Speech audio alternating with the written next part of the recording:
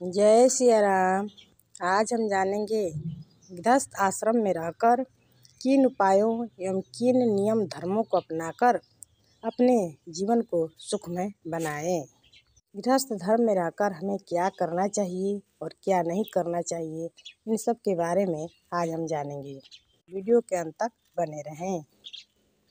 श्री मार्कंडेय पुराण के अनुसार श्राद्ध में 3 चीज़ें पवित्र हैं। लड़की के लड़का द्वारा श्राद्ध करना, दूसरा कुतुब यानी मध्याह्न काल का श्राद्ध करना, तीसरा तिल का उपयोग करना यानी कि लड़की का लड़का श्राद्ध करे तथा दोपहर को श्राद्ध किया जाए और श्राद्ध के पिंडदान में तिल की प्रमुखता हो तो यह उत्तम है। और श्राद्ध में वर्जित है तमालपत्र यानी नशा को सेवन करने वाले पुरोहित से श्राद्ध नहीं कराना चाहिए, यानी नशा एवं मद्य सेवन करने वाले से कभी भी श्राद्ध ना करवाएं। श्राद्ध करने वाले तथा कराने वाले को केवल एक बार शाम को भोजन करना चाहिए। श्राद्ध करने वाले तथा कराने वाले दोनों को नियम पूर्वक रहना चाहिए। 2 बार भोजन का निषेध है। उस दिन किसी सवारी से यात्रा भी नहीं करना चाहिए। अधिक श्रम करना भी वर्जित है और उस दिन मैथुन भी वर्जित है। विषयानंद वर्जित है।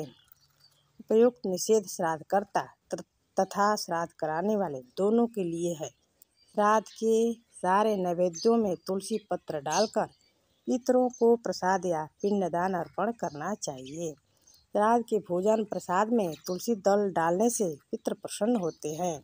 वे अनंत काल तक पुण्य को प्राप्त करते हैं।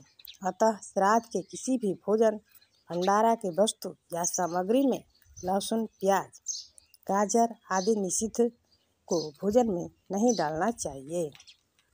जो श्राद्ध काल में श्राद्ध की वस्तु एवं श्राद्ध के भोजन को भगवान के प्रसाद बनाकर उसमें तुलसी दल डालकर अर्पित करता है, उससे पितर तो अत्यधिक ही प्रसन्न हो जाते हैं तथा देवता भी कल्याण करते हैं।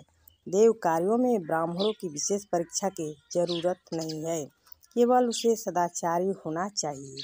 लेकिन पितृकर्म में ब्राह्मणों को विशेष रूप से परीक्षण करके ही उससे श्राद्ध करवाएं। उसे आचार संपन्न, वैदिक, त्रिकाल संध्या करने वाला होना चाहिए। ऐसे ब्राह्मणों द्वारा श्राद्ध कर्म करने से पुण्य फल होता है। अनेक पौराणिक सदग्रंथों में मानव मात्र का धर्म यह बताया गया है कि तामसी, राजसी आदि वस्तु का त्याग करें, जैसे गोबर छत्ता, प्याज, लहसुन, गाजर, मूली, गोलकी, लौकी, सफ़ेद हरा बैगन, टमाटर, फूलगोभी आदि, सलगम, गोंद आदि।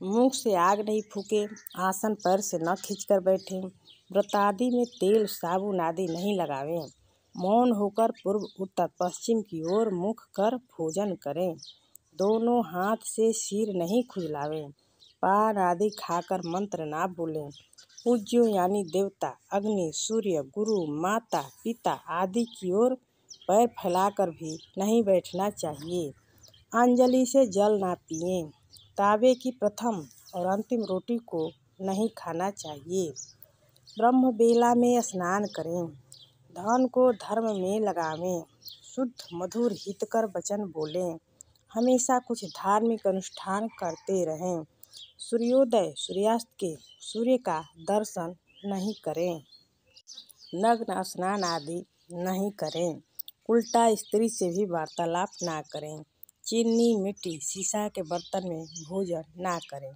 इस प्रकार सभी मानव का यह मुख्य धर्म है। भगवतकार कहते हैं कि गृहस्थ धर्म से बढ़कर दूसरा धर्म नहीं है। यह शरीर नश्वर है, वास्तव में अंत में इसे मिट्टी में ही मिल जाना है। सभी ईश्वर के अंश हैं।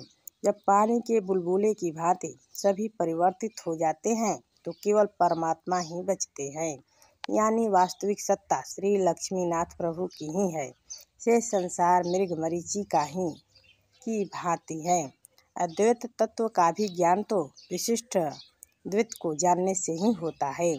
शरीर को हम अपना मानते हैं, लेकिन जब हम यह मानते हैं कि यह शरीर भी भगवान का अंश है, पुत्र में, पिता में, अन्य कुटुंबियों में, सभी प्राणियों में हर क्षेत्र में परमात्मा विद्यमान है, तो यह भावाद्वैत ज्ञान है। शास्त्र पढ़कर आचरण में भी उतारना चाहिए, अन्यथा हम पथभ्रष्ट हो जाते हैं।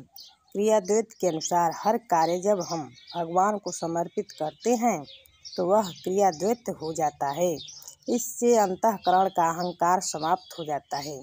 प्रायः हम सूत और नारी को तो त्याग देते हैं, लेकिन द्रव्य त्याग कठिन हो जाता है। द्रव्य को, धन को भी ईश्वर का दिया हुआ समझकर उसका त्याग कर देना द्रव्याद्वैत कहलाता है। धन भी मेरा नहीं, वही प्रभु का है। अर्थ धनादि काम्य भोग्य वस्तुएं जैसे अपने लिए आवश्यक है, उसी तरह अन्य कुटुंबों तथा प्राणियों के लिए भी आवश्यक है। इस तरह दूसरों के लिए अर्थ एवं काम का संपादन करना द्रव्याद्वैत है। परमात्मा की सृष्टि लोगों के लिए है, जो अंततः उसी विशिष्ट अद्वैत के अंश प्रतीत होते हैं, यानी विशिष्टाद्वैत प्रतीत होते हैं। भेद बुद्धि के नष्ट होने पर जीव को तत्व का ज्ञान बड़ी सरलता से हो जाता है। इसीलिए हर कार्य करते हुए गृहस्थ अगर ऐसा करता है तो भगवत धाम की भी प्राप्ति कर लेता है। उसके लिए मोक्ष सुलभ हो जाता है। परंतु उस मोक्ष के द्वार तक पहुँचने में बाधा डालने वाले भी निम्न प्रकार से हैं, जैसे राग, द्वेष, लोभ, शोक, भय, मद, मान, अपमान, निंदा, हिंसा, कपट, निद्रा आदि। हमें गृहस्थ आश्रम में रहकर भगवत धाम तक पहुँचने में ये सब बाधा डालते हैं।